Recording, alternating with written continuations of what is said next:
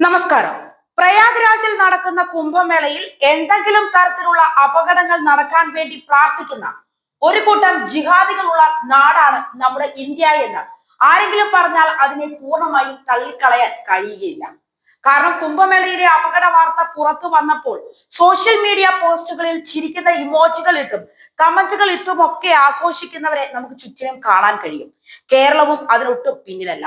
കഴിഞ്ഞ ദിവസങ്ങളിൽ ഉണ്ടായ തീപിടുത്തത്തിലും അത് കഴിഞ്ഞുണ്ടായ തിക്കിലും തിരക്കിലും ഒക്കെ ഉണ്ടായ അപകടത്തിലുമൊക്കെ ഈ ജിഹാദി കൂട്ടങ്ങൾ അനുഭവിക്കുന്ന സന്തോഷം കുറച്ചൊന്നുമല്ല. തിക്കിലും തിരക്കിലും പെട്ട് 18 പേരുടെ ജീവൻ നഷ്ടമാവുകയും 50ഓളം പേർക്ക് പരിക്കേൽക്കുകയും ചെയ്തിട്ടും യാതൊരു മനസാക്ഷിയും ഇല്ലാതെ തീവ്ര ഇസ്ലാമിസ്റ്റുകൾ പറഞ്ഞു വെക്കുന്നത് അവർക്ക് അത് തന്നെ വേണം, മരിച്ചത് നന്നായേ ഉള്ളൂ എന്നൊക്കെയാണ്. എന്നാൽ കഴിഞ്ഞ ദിവസം ഉണ്ടായ അപകടം ആസൂത്രിതമാണ് എന്ന് കാണിക്കുന്ന വീഡിയോ ദൃശ്യങ്ങൾ ഇപ്പോൾ പുറത്തു വന്നിരിക്കുകയാണ്. ഈ അപകടത്തിന് 2 ദിവസങ്ങൾക്ക് മുൻപ് റെയിൽവേ സ്റ്റേഷനിൽ നിന്നുള്ള ചില ദൃശ്യങ്ങളും ഇപ്പോൾ പുറത്തു വന്നിട്ടുണ്ട്. അതിൽ ഇസ്ലാം വേഷത്തിലുള്ള യുവാക്കൾ സ്റ്റേഷനിൽ ബഹളം വയ്ക്കുന്നത് വ്യക്തമായി തന്നെ കാണാം. ടോക്കൺ ഉപയോഗിക്കാതെയും മെട്രോ കാർഡ് സ്വൈപ്പ് ചെയ്യാതെയും എക്സിറ്റ് ഗേറ്റുകൾ ചാടിക്കടന്ന് മെട്രോ സ്റ്റേഷനിൽ കടക്കുന്ന ജനക്കൂട്ടത്തെയും വീഡിയോയിൽ കാണാൻ സാധിക്കും. സംഭവത്തെ തുടർന്ന് ഡൽഹി മെട്രോ റെയിൽ കോർപ്പറേഷൻ സ്ഥിതിഗതികൾ വിശദീകരിച്ച് ഒരു പ്രസ്താവന പുറത്തിറക്കിയിരുന്നു. അത് ഇങ്ങനെയാണ്: ചില യാത്രക്കാർ AFC ഗേറ്റ് മറികടന്ന് പുറത്തേക്ക് ചാടിയപ്പോൾ യാത്രക്കാരുടെ താൽക്കാലിക തിരക്കുണ്ടായി. അത്തരം യാത്രക്കാരെ നിയന്ത്രിക്കാൻ സുരക്ഷാ ഉദ്യോഗസ്ഥരും മറ്റ് ജീവനക്കാരും മതിയായ സന്നിഹിതരായിരുന്നു. സാഹചര്യം ഒരിക്കലും നിയന്ത്രണാതീതമായിരുന്നില്ല. മറിച്ച് AFC ഗേറ്റുകളിൽ പെട്ടെന്നുള്ള തിരക്കാണ് കാരണമായത്.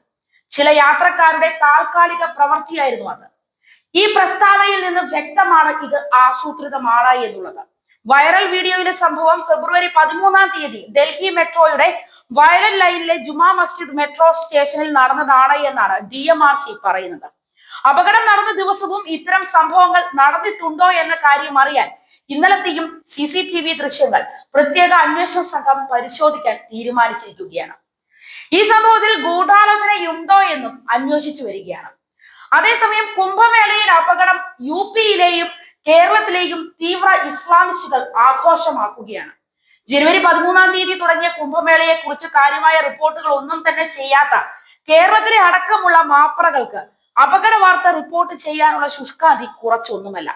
എങ്ങനെയും യോഗി സർക്കാരിനെയും BJP-യെയും കരിവാരി തേക്കുക എന്ന ഒറ്റ ഉദ്ദേശത്തോടെയാണ് ഇവരുടെ ഒക്കെയും പ്രവർത്തനം. കുംഭമേളയെ എങ്ങനെയും തകർക്കുക എന്ന ലക്ഷ്യത്തോടെ ഖലിസ്ഥാൻ ഭീകരവാദികളും ജിഹാദികളും ആഞ്ഞു തന്നെ ശ്രമിക്കുകയാണ്. കേരളത്തിലെയും UP-യിലെയും മാധ്യമങ്ങൾ ഉൾപ്പെടെയുള്ള മോദി വിരുദ്ധർ ആഘോഷിക്കുകയാണ്. കുംഭമേളയെ അവഹേളിച്ചുള്ള വീഡിയോ അടക്കം സമൂഹ മാധ്യമങ്ങളിലൂടെ പങ്കുവയ്ക്കുകയും ചെയ്തിട്ടുണ്ട്. കുംഭമേള കഞ്ചാവുകാരുടെ സംഗമമാണെന്നും തീ പിടിച്ചത് കഞ്ചാവ് കത്തിച്ചപ്പോഴാണ് എന്നുമൊക്കെയുള്ള വീഡിയോകൾ മുൻപ് പ്രചരിച്ചിരുന്നു. എത്ര പ്രാന്തന്മാർ തട്ടിപ്പോയി, ഇവരെല്ലാം ചാവേണ്ടവർ തന്നെയാണ് എന്നൊക്കെയാണ് കമന്റുകൾ വരുന്നത്. എന്നാൽ ഈ സുഡാപ്പികൾക്കുള്ള പണി പുറകെ വരുന്നുണ്ട് എന്ന കാര്യത്തിൽ യാതൊരു സംശയവും വേണ്ട.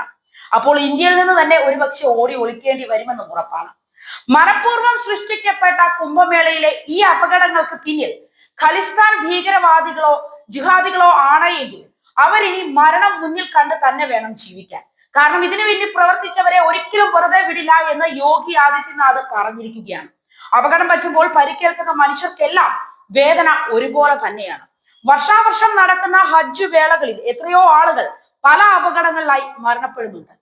ജനബാഹുല്യം കൂടുതലുള്ള എല്ലായിടത്തും അപകടം പതിവാണ് എന്നിരിക്കെ ആരൊക്കെയോ മുൻകൂട്ടി പ്ലാൻ ചെയ്തുണ്ടാക്കിയ ഈ അപകടത്തിന്റെ പേരിൽ യോഗി ആദിത്യനാഥിനെയും അവരുടെ സർക്കാരിനെയും മോദിയെയും ഒക്കെ വേട്ടയാടാനാണ് കേരളത്തിലെ അടക്കമുള്ള ജിഹാദികളുടെ പ്ലാൻ. ഞമ്മൾക്ക് വരുമ്പോൾ പരീക്ഷണം, മറ്റുള്ളവർക്ക് വരുമ്പോൾ കോപം. എന്തൊരു വിരോധാഭാസമാണല്ലേ ഇത്.